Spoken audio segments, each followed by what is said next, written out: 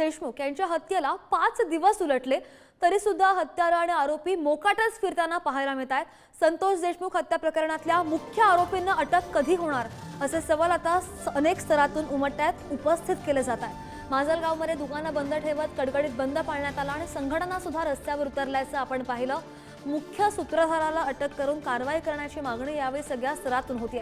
जिल्ह्यामधील केस तालुक्याच्या मस्साजोग येथील सरपंच संतोष देशमुख खून प्रकरणात आज बीड जिल्हा बंदची हाक देण्यात आली होती आणि या प्रकरणात पोलिसांनी 3 आरोपींना अटक सुद्धा केली आहे। पण या घटनेमधील मुख्य सूत्रधाराला अटक करून कठोर कारवाई व्हावी अशी मागणी जिल्ह्यामधील संघटना करतायत आणि त्याच पार्श्वभूमीवर बीड जिल्हा आज बंद पुकारण्यात आला होता।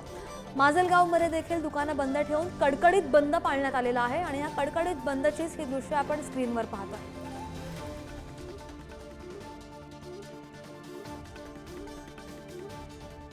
सुपर 6 मधली दुसरी बातमी, संतोष देशमुख यांच्या हत्या प्रकरणामध्ये मुख्य आरोपीला अटक करा।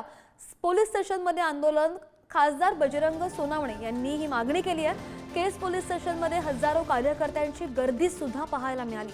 पोलिसांच्या विरोधात कार्यकर्त्यांनी एकच घोषणाबाजी केली। पोलिसांच्या विरोधात या कार्यकर्त्यांनी घोषणाबाजी केल्याचं दिसलं आणि त्यावेळची ही दृश्य।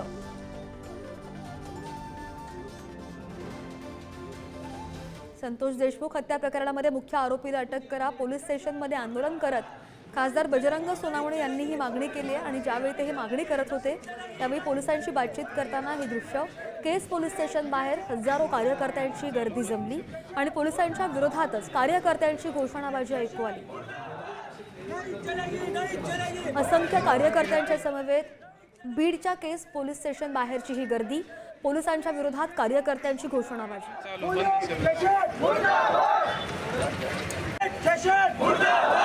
नहीं चलेगी, नहीं चलेगी, नहीं चलेगी, नहीं चलेगी।